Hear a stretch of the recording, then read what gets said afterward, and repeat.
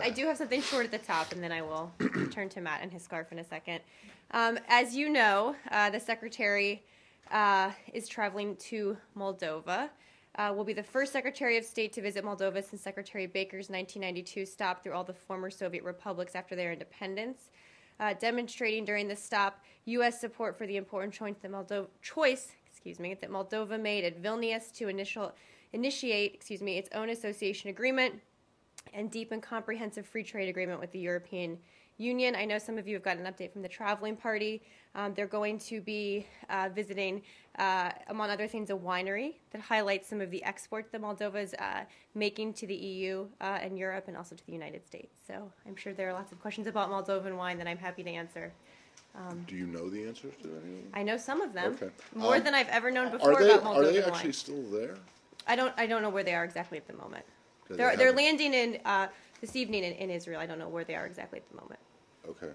For meetings tomorrow with President Abbas and I don't have anything to start with, so I will pass. Okay, wait. Can we go to Afghanistan? Can you say on Sure. On Moldova? Before he left to Moldova, Secretary Kerry has met with the Russian foreign minister. Do you have any readout for his meeting? I have a brief one. I think it's in here. Let me check. They met for about 30 minutes, discussed a number of issues, including Syria, preparations for Geneva II, which obviously we've talked about a lot in here.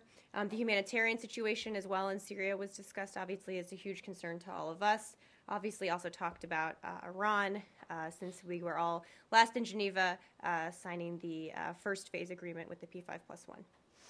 On the humanitarian situation in Syria, do you have any? Just one more on this.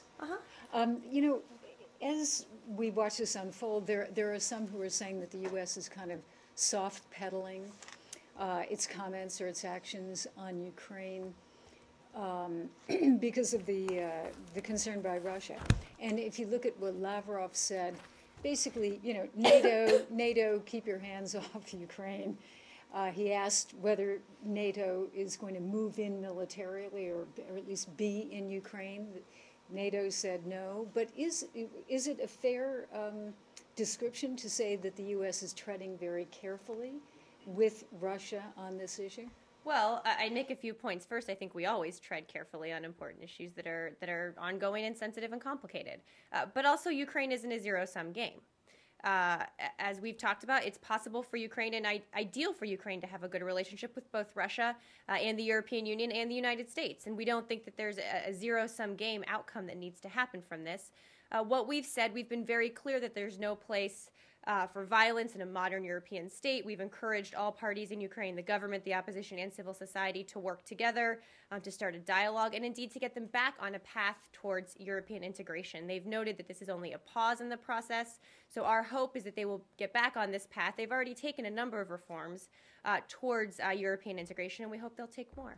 And in fact, there was a quote in the pool report that just came out that said, a senior U.S. official, I think, or a State Department official, said that the U.S. has been asked to work with the Ukrainian government and opposition to get them back on the road to Europe. What does that mean exactly? I don't have more details for you on that. I'm happy to check with our team and our folks to see if there are more details about what that actually looks like. We've very publicly said we've encouraged parties to come back to the table, but if there's a specific role that we would play, I'm not aware of it. I'm happy to check and see what that actually means in practice. Victoria Nuland, while she's in Ukraine at the OSCE meeting, is she going to meet with any other government officials? I can check and see who she's meeting. I don't have a full. Let me see if I have that here. She will meet with Ukrainian officials, parliamentary leaders, and civil society. Those meetings, I think, aren't happening until tomorrow. It's tomorrow the 5th, I think, if I have my dates right. If I can get more specifics, I'm happy to. Sorry, when you say Ukraine is not a zero-sum game, for whom? For anyone. For anyone? So not just for the general. U.S. and Russia or the U.S. and the EU. What about the Ukrainians themselves? Explain further, Matt. I'm just wondering, who are the players in this game that you say is not a zero-sum? Well, I was speaking to Jill's question about whether we are and the Russians are sort of, fighting over Ukraine, or if there's some sort of, if we're treading more lightly because of Russia's interest in Ukraine. So I was talking about sort of whether they can have good relationships with other countries within Ukraine. I've said, and we've said repeatedly, that the government, the opposition, civil society, everybody needs to come together to help get Ukraine back on a path towards European integration. And we've said that there's no place for violence here. So it's for anyone who has any interest in Ukraine. It's not a zero-sum game. Is that correct? It's not There's just just not a zero-sum game for influence in Ukraine. I'm not sure if you're getting sort of something specific or just a general No, you question. think no. I'm just trying. I just Sorry. want to make sure that I understand Trying to that get you're to the crux talking of your about question. the United States and the EU versus Russia. If that's the game you're talking about here, a game Well, for influence, some- or if you're also including the Ukrainians themselves. In I was that. talking about other countries and their relationships with Ukraine. There's been a lot of sort of, banter out there in the commentary world about whether this is a place where we and the Russians are fighting for influence and who's up and who's down. And it's just what I was referring to is that it's not one or the other. Doesn't But have to be. You were disappointed by the Ukrainian decision, were you not? The pause, right? Yeah. And we said we obviously. I've noted that this is just a pause. It's not an end in the process, and we hope the process gets back on path. Ask Marie, the reason I believe that the Secretary is going to the Moldovan winery is because there's been some problems with the Yes. winery exports from Moldova. I do have information on it. Oh, okay. Well, I was actually going to link that to Ukraine because the Ukrainian authorities have said that one of the reasons that they were leery of signing this agreement with the EU was because there was some kind of trade threat made against them by the Russians, and they've asked in return for some kind of help. Financial help from, they didn't specify from whom, but I'm wondering whether, in the same way that you're supporting the Moldovans with the wine exports, and you can tell us about how you're going to do that, I know. I want them to bring back wine for all of us. so we can would sample the it. United States be prepared to help the Ukrainians with some kind of preferential or beneficial trade agreements? Well, you are right that I think it's all of Moldova's wine exports to Russia have been cut off since they made this decision.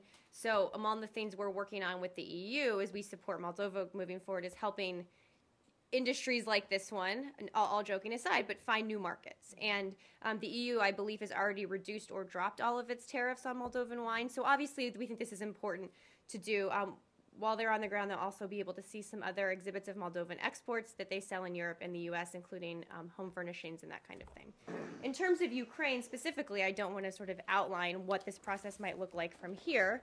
Obviously, we're working with the EU, working with Ukraine, to figure out a way to get them back on the path to European integration. And what that actually looks like in practice, I'm not going to sort of get ahead of that process, but obviously we believe it's important and believe, again, that it's not a zero-sum game and that we can all have interests and do business with these countries, both us and Russia. So is the United States proposing for Moldova a similar kind of reduction in tariffs? Or For Ukraine, you mean? no, for Moldova, and then I would ask for Ukraine. But Are we doing this? I guess we're doing it dual since the two are interrelated. I mean, it's all part of the same subject. It's about Right. accession or agreements to associate with the Exactly. EU. So if the EU has already, you said the EU is already dropping some of its tariffs for Moldovan wine. Is that what the United States is proposing? on its Let me visit? check and see what our position is on that. I don't know the answer to that. Okay, and then to go back Yep. to Ukraine, you said you didn't want to outline it and what you might be offering, but is that the sort of thing that's on the table? Well, again, it's a discussion between the EU and Ukraine. This is the discussion primarily. Obviously, this is an agreement between them. So we have a role to play in, when we get asked about it and sort of putting our point of view forward. Let me find out if there's any policy implications that might play into this discussion. So, I mean, On our side, I just don't know. The question is, how would the US support the EU policy going Let forward? me take that question. I just don't know the answer. Well, you can also ask on that one is because I asked a question last week on.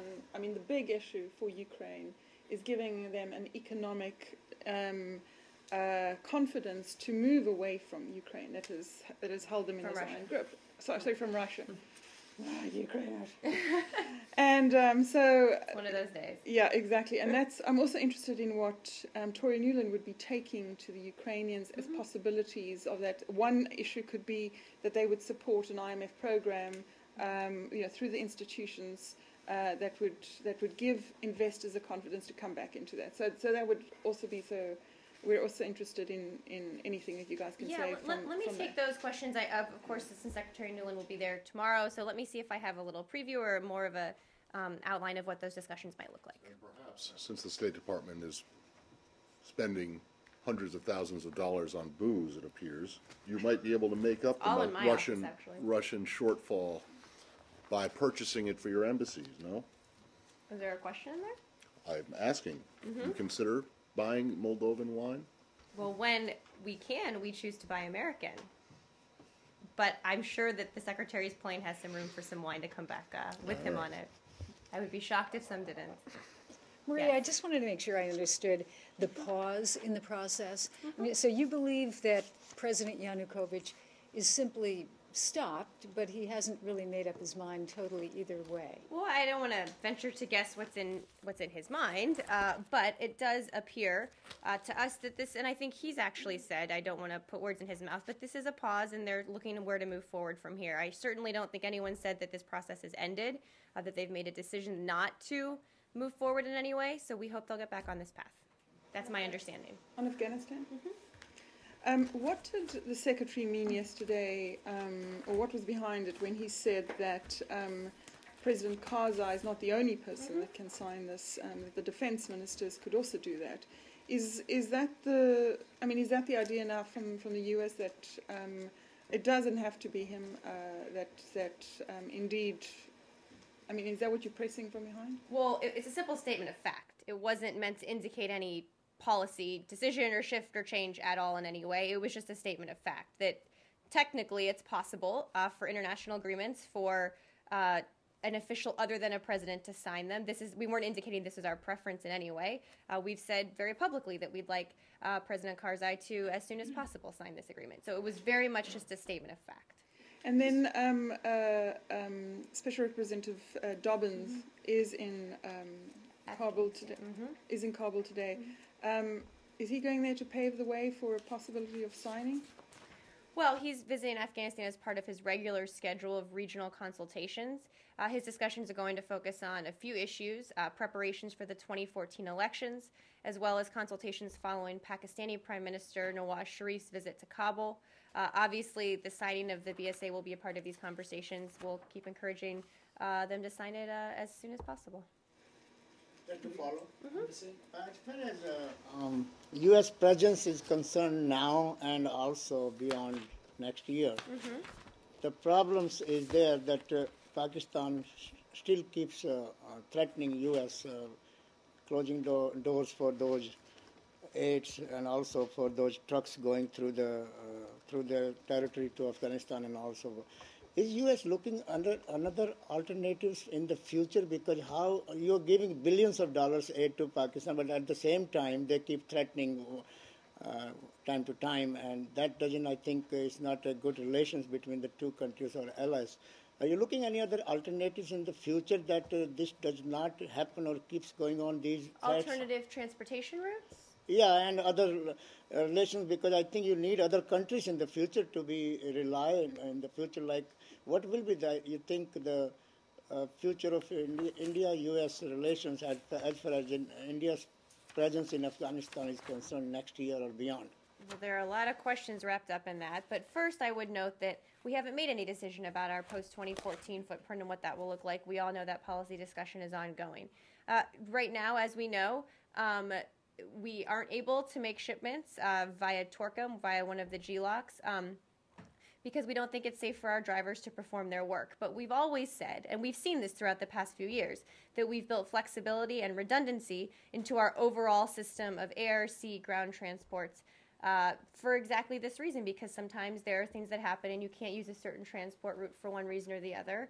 But we favor shipping cargo via Pakistan because of the cost, and hopefully don't anticipate that there will be any long-term impact to our retrograde movements because of the current situation.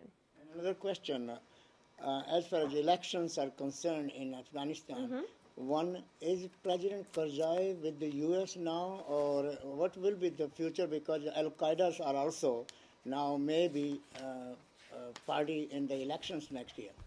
Well, it's up to the Afghans to decide who will represent them in their elections. That's the point of having elections. It's for the Afghans to decide that. The U.S. doesn't take a position, doesn't endorse a candidate, doesn't endorse a party.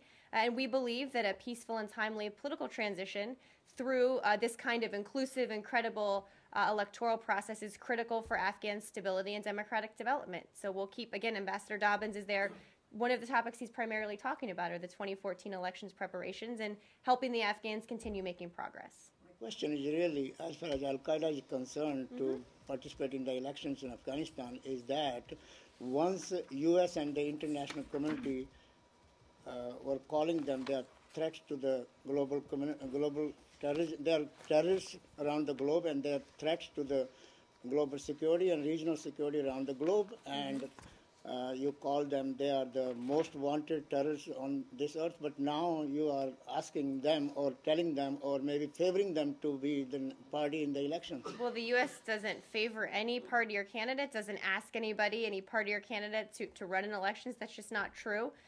We've been very clear that even after 2014, if we conclude a BSA with Afghanistan, we're open to keeping, a small residual force there to carry out two specific and narrow missions, one of which is counterterrorism, to target the remnants of Al-Qaeda and its affiliates. We've been very clear that even as the war winds down, that's a top national security priority for us. Anything else on Afghanistan? Yeah. Okay, yes.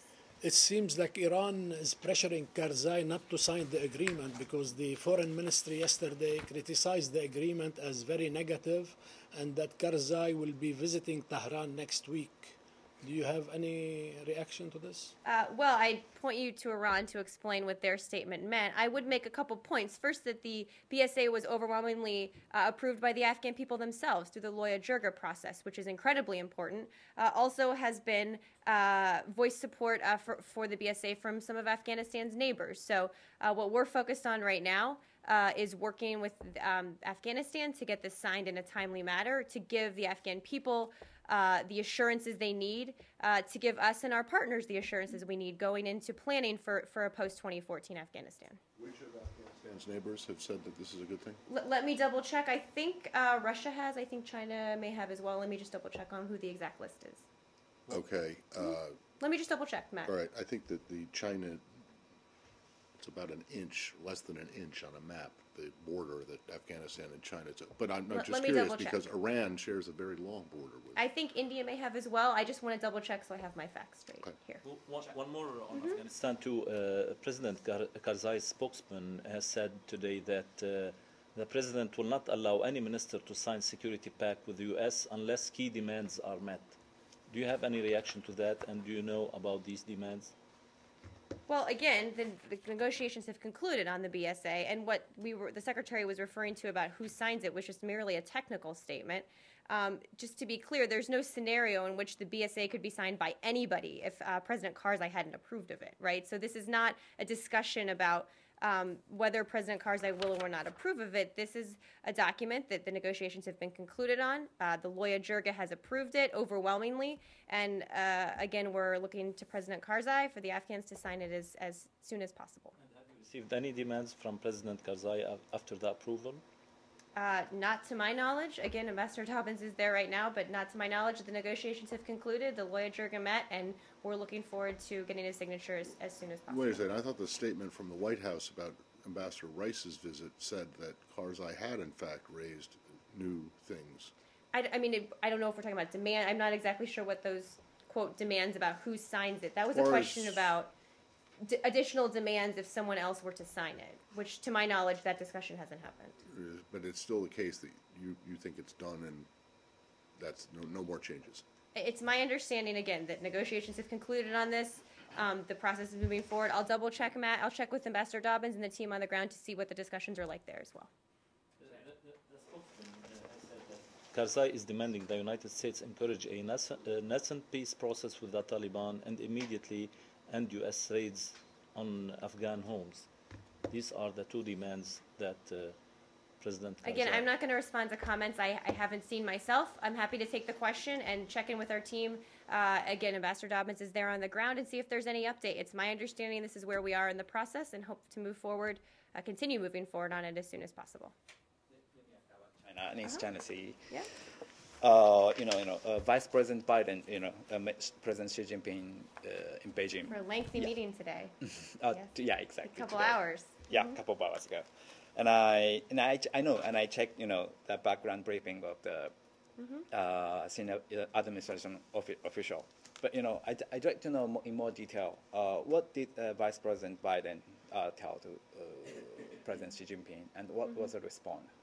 Well, I'm not going to specifically detail what their private diplomatic discussions looked like. As we've said, the vice president is, among other issues, discussing a wide range of bilateral issues, but one of them, of course, is raising our concerns over the ADIZ, discussing the path forward and what that might look like. I'm not going to further detail those conversations for you right now, but again, they were discussing a broad range of issues, not just this one. He pointed out the deep concern to China about ADIZ. That's certainly my understanding. Yes, I think he publicly said yesterday that he would do so. He would raise it with Chinese officials when he was there. What about the need to rescind the procedure of ADIZ? Well, again, without detailing what the vice president said in a private meeting, we've been very clear what our policy is, that we don't recognize the newly announced ADIZ, that we have called on China not to implement it. We've made that clear very publicly, and we'll continue to do so. Ray, what exactly do you mean by not implementing? Well, a couple things, right? In practice, what that might mean, like I said yesterday, hold on, let me pull this up right here. We don't believe they should implement the newly announced regulations that go along with the ADIZ, right? And whether that means having to file flight plans with the Chinese government, which, as I said, deviates significantly from ICAO procedures. Also, the reference to use of, quote, defensive emergency measures should aircraft fail to comply has been perceived by many as provocative. So we just don't want them to implement everything under this new ADIZ going forward. Because the reason I ask is, I mean, I think there were some reports that Vice President Biden used the word rescind, and whether there's any kind of meaningful distinction. There's no policy difference. No, the policy hasn't changed from the beginning to now. That we don't believe that the Chinese should implement the new ADIZ. We shouldn't understand your wording to mean that different? you would maybe allow the ADIZ to stand in a pro forma way, as long as its procedures are in keeping with ICAO regulations. I wouldn't try and parse it like that. As I've said, there's no policy difference, and we don't recognize it. So any further detail, I'm happy to, again, check with them and check with the folks who were there with him on his trip. But we don't recognize it. This, as we've said, is a highly provocative act that could lead to miscalculation, confrontation. As we know, that would all be a very bad thing, and they're having discussions right now about this issue. I wanted to ask you about appropriate procedures for establishing an air defense zone. I know this issue was discussed yesterday, but you mentioned that that China included a list of requirements which appear to be preconditions for entry into its air defense zone as one example for why you don't, or why the U.S. doesn't recognize the ADIZ. Can you elaborate further on other appropriate procedures for establishing an air defense zone? That we think that are appropriate, or that we think were not done appropriately in this case? The proper way to establish such a zone, not just specifically to China, but generally speaking for any sort of... I don't know the answer for how you establish an ADIZ. I just don't know technically how that works. I'm happy to check with our folks. What we've said is there were a couple of things that are problems here, right? It's first the completely uncoordinated way the Chinese government did this, that they unilaterally are trying to change the status quo, didn't coordinate with people, and have, again, in a highly sensitive area, and done something that we think is very provocative. But it's also the fact that, as you said, this isn't consistent with international norms respecting navigational freedoms, and so both sides of that coin are things that we think are important and why we don't respect the new ADIZ. But I'm happy to see if there's specifics about how you actually establish one. Thank you. Well, along those lines, I asked you yesterday what exactly was inconsistent in the Well, one example is the requirement to file a flight plan with the Chinese government, which deviates significantly from the ICAO procedures, which outline these regulations for international flight. It's my understanding. Can you explain what that means? How do they deviate from the? Are planes that fly over through U.S. airspace required to file flight plans? I can check more into detail on that. I'm just curious as to, because yesterday, you were saying that this is not consistent with the responsible, a major power that is supposed to be responsible and respecting international norms and rules of law. And so I'm just curious, are not all ADIZs declared unilaterally? I don't believe so. Let me check again with our folks and see what the facts are, how you actually declare an ADIZ. My understanding is that one of the major reasons we don't agree with this action is that, in fact, it was done unilaterally without prior consultation, and that's one of the reasons that we think this is an incredibly provocative act. But let me check. All right, and is there a question? Particularly over disputed territory. And is there an answer to the question of whether Air Force planes flying civilians will comply? I realize that the flight path between Seoul and Beijing doesn't exactly go across the East China Sea. Probably be aware about the fact that for security reasons, we never talk about senior officials' flight plans, like the vice president. Oh, with other foreign countries? So no, when you publicly. fly, so you don't. No, publicly to you all. We're not going to tell you what the vice president's flight plan is. Some of us actually sit on the plane and watch the map as the plane flies. I know that, but So that I'm not asking what the. That was the question yesterday. No, was whether you would comply with whether his Air Force plane would comply with the rules should it be required that they do. I just don't have an answer for you on that hypothetical. I just don't. We've said that we're not changing our operating procedure for military aircraft. Right. And I can check about civilian aircraft operated by the U.S. government. I would bet that it's the same, but let me double check. You would bet that it's the same, that you will not change our operating procedure, but let me just double check. So does that mean then that when a senior official is flying on one of these planes through another country's airspace, you do not file a flight plan? Because I hope that's not the case. I didn't say that. I didn't say that wasn't the case. Let me double check, Matt. I just don't know the facts here. This is very complicated, technical international aviation regulation issues. Well, I'm not sure it's that complicated. I think actually it is. You file a flight plan or you don't file a flight plan. I think it depends by where you are flying over, actually. I think it depends. So let me double check. Okay. Yes. Hold on. Are we still on this? Yes. Issue. I know you don't want to go to the details of the meeting, but can you characterize the outcomes of the Vice President Biden with President Xi Jinping on the issue of ADIZ? I think I'll let the White House speak to the outcomes of any meetings he's having. I'm happy to let them speak for him. Then do you think he made any progress? Again, I'm happy to refer you to them. Sorry, just one more thing on this. I think this has come up before too, but there's been a lot of talk about South Korea enlarging its ADIZ in response to this. How would the U.S. view that development? Are you encouraging them not to do that? Let me check. Let me check with our folks. I've heard some of those rumors as well. Let me just check. I don't know where we stand on that one. On Syria, the humanitarian situation, any update on the regime siege on the Muaddamiyya and Darija regions? Well, obviously, let me pull this up right here. Thank you for the question because it's a very important one. We remain very concerned about the humanitarian situation in both Darija and Muhammad-Amiyya. I'm sorry, I have a cold. I still am not doing very well up here. We've reiterated our calls on the Syrian government and all parties to facilitate humanitarian access. This is very important to us. It's an issue that's at the top of our agenda. There are very real and urgent needs on the ground. And I just name a couple statistics here. According to the UN, 2.5 million Syrians who receive little or no assistance in difficult-to-reach and besieged areas. This is unacceptable.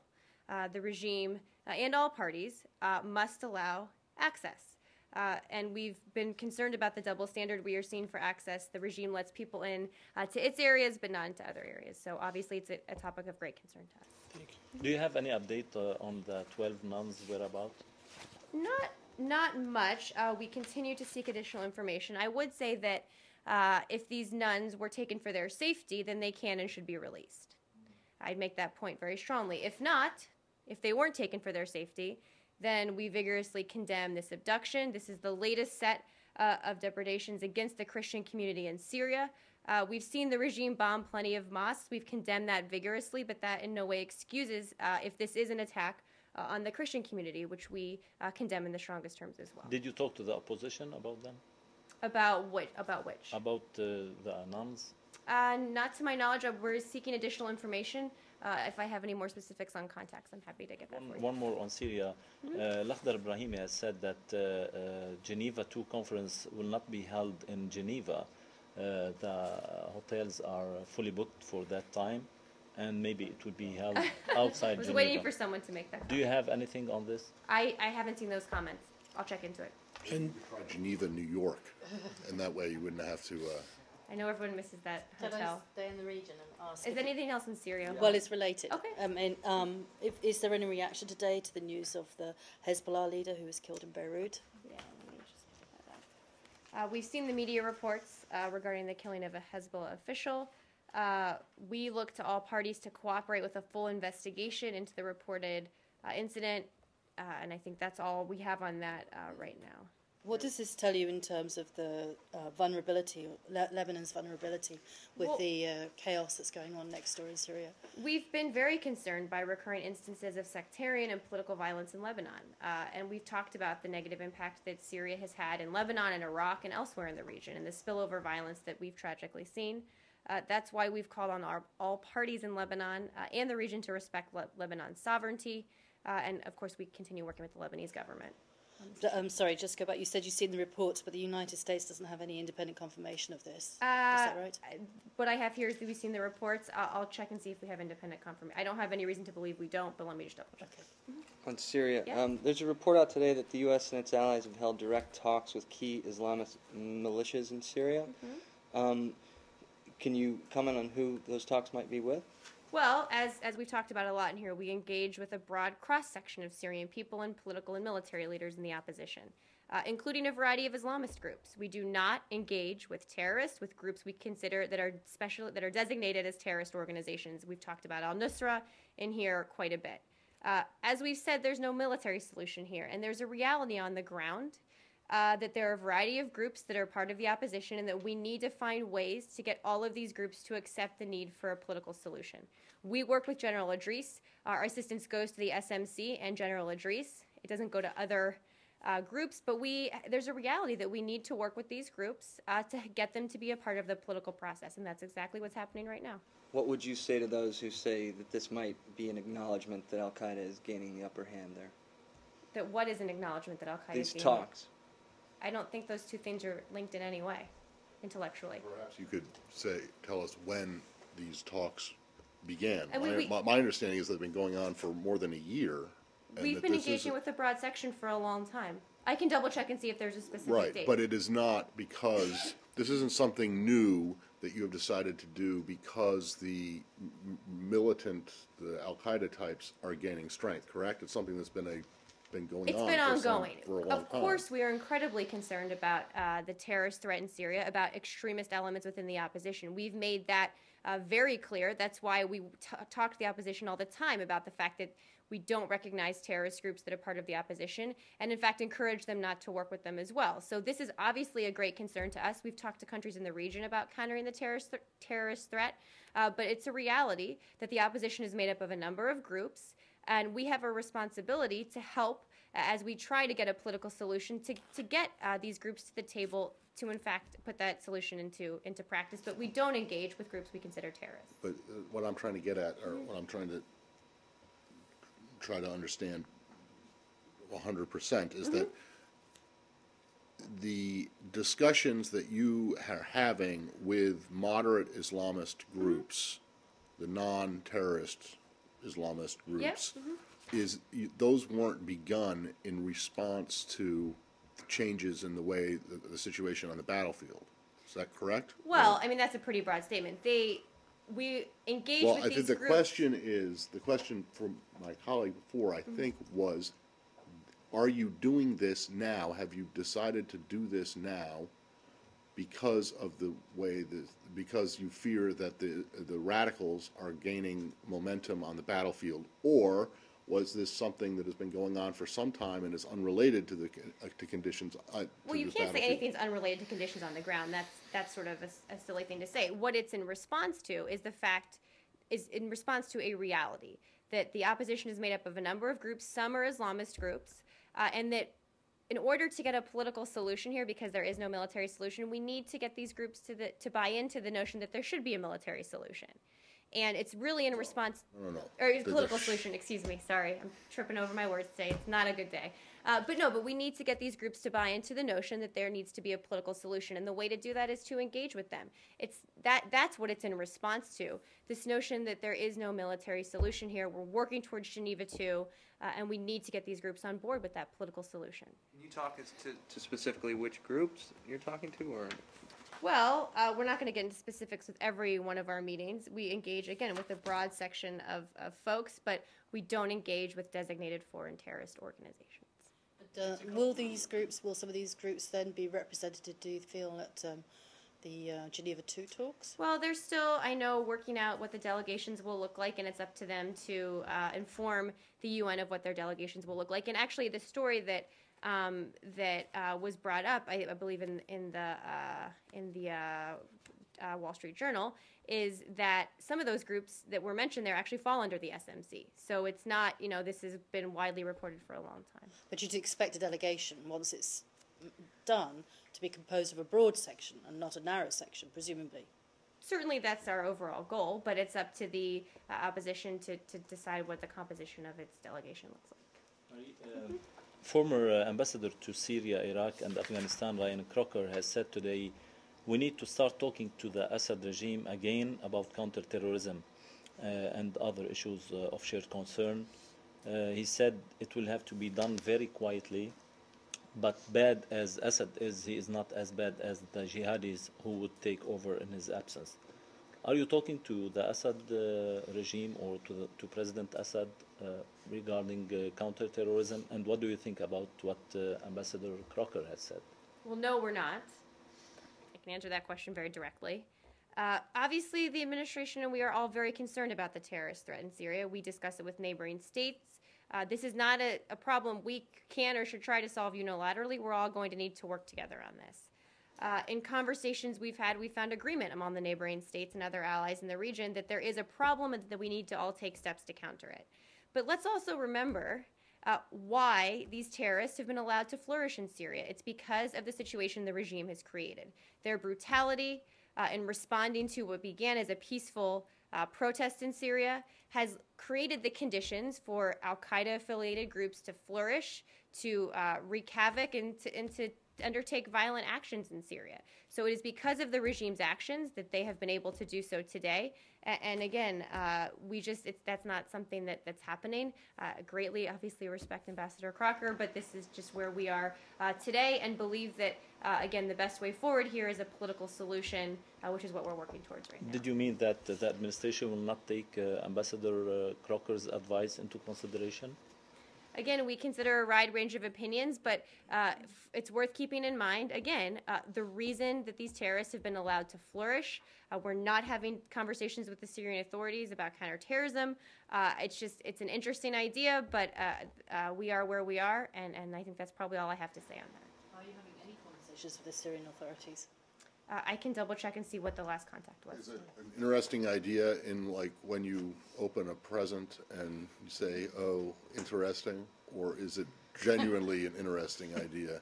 I mean, I think it's an interesting idea, Matt. It's just our policy is what it is.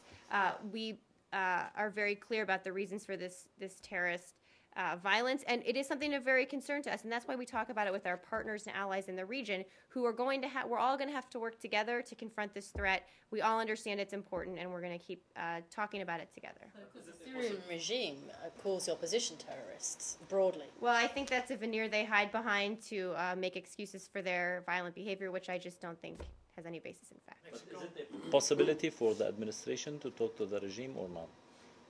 In general? Yeah, regarding counterterrorism? Again, that's not our policy. That's not where we are on this. I'm happy to check what the latest contact was. What we're tracking towards right now is a Geneva II conference where the regime will have a delegation, the opposition will have a delegation, the UN will have a delegation, and we'll figure out how those discussions are going to be structured from there.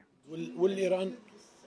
Sorry, Samir, do you know yet who will lead the Syrian delegation? I don't believe they've notified the UN of who will do so yet. I think that's the next step in the process. The UN, Syria, the UN Secretary General Ban Ki-moon said that Iran should be invited to the G2. I mean, do you... I like G2. I'm going to start using that. Yeah. No decisions have been made about external participation. We've been very clear that countries need to accept and endorse the Geneva I communique. That includes Iran, and again, no decisions have been made on that. That means it might not be in Geneva. It could be in another city that begins with G. Have any suggestions? Grenoble. Mexico? Go ahead. A truck was stolen with nuclear radioactive material. There's a concern about a dirty bomb.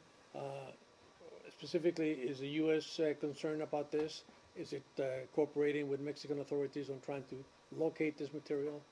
I saw those reports. I don't have anything for you on that, but let me take it and I'll check into it for you and see if I can get you an answer. And then in the general, in the general terms, is there a concern about not nuclear but radioactive material, the proliferation of that material for medical, industrial research uses around the world, and the fact that maybe it is not being guarded enough and that could be fall into hands of terrorists for a dirty bomb? I think we've been clear about our concerns about a wide variety of proliferation issues, including that.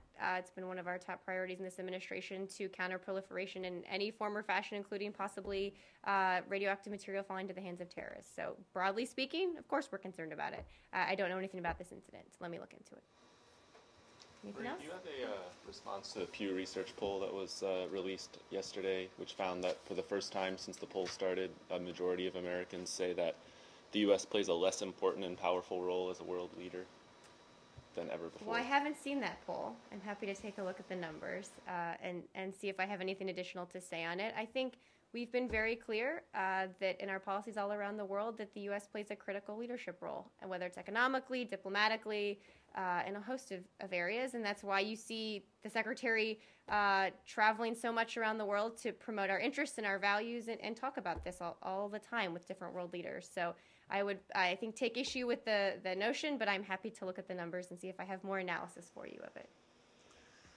Are there any Yes. updates on Mr. Newman? No updates on that. So have you gone back and asked the CA people the questions that were posed at the last two briefings, and they have come back and said, no, we're not going to say anything Remind more? me of which those questions were? Well, I was curious 2 days ago, and still am curious right now, if the Swedes had talked to Mr. Newman, or if he had offered to the Swedes any explanation of this video alleged confession, or if he talked about that with Again, the I Swedes. don't have more information on that. Is this a waste of time to ask the question? Because if you're asking CA and they're coming back and saying, we're not going to talk about what the conversation was, that's one thing. But if you're not getting that response, I'm going to keep asking it. Well, I think it's safe to assume that I've shared as much as I can on this, and that I can keep asking the questions to see if there's more nuggets of information we can get. But at this point, I'm sharing all the information I'm able to share. I understand that, but have you gone to them and asked them for more information, and they've come back and said I always no? ask everyone for more information so I can share. I'm sharing all that I can. I understand that, Marie, but I just want to know if they have said, if they're saying to you, we've said everything we're going to say about this consular visit, and we're not going to give any more information, and it's a waste of time for us to keep asking, because I don't want to waste people's time. Really? By asking, I don't. asked on Monday and was asking. I promise. I ask the questions. They give me all the information I can share, and then I share it with you. Well, So can you suffice find to out say, specifically if they plan on ever answering this question? I will find out, honestly. Because, the thing is that Mr. Newman actually signed, or his family signed the waiver. Mm-hmm. So, there is stuff to share. But just because there's generally speaking, a privacy waiver signed doesn't mean we can share every detail for personal reasons. You can't always share, for example, medical information or other personal information that we might have, even if they signed a policy waiver or a privacy waiver. You share medical information all the time. But there's just a line that you have to balance. If you were somewhere overseas and you signed a privacy waiver, you wouldn't want me standing up here telling every single personal detail that a consular visit discussion had with you. I know. So there's a line and a balance we have to walk here. Right, I understand that. But the question is about whether he talked about his confession, whether it was made under duress, whether it was written for him. That's the kind of thing. Sometimes there are reasons we can't answer these questions. I understand that, but it would be nice to know if that is why you can't answer. If they've come back and said, no, we can't answer that because it would violate some kind of whatever. What would the other reason be? I don't know, but you're not giving us any answer at all. I'm so saying I don't know whether it's I am wasting sharing your as much time information or as our I time. can under what we think is appropriate to share. I will keep asking the questions. I'm going to continue to ask the question, and I'll raise it at length like this, unless you can get me an answer to say that I'm wasting everyone's time by asking. I will endeavor to get more information, but again, just because there's a privacy waiver signed doesn't mean I can give you every detail of his conversations with a protecting power and a consular visit. I just can't. It's not appropriate. I mean, would it be just possible to even say how long that visit was? You know, in the concept, where was it?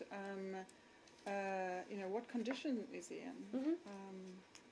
I'm happy to check into all of those details and see if there's more I can share. I promise I'm trying to get as much information on this, but again, there are sensitivities when someone's being held about what we can and can't share. So I'll see what I can do. Thank you. Yep.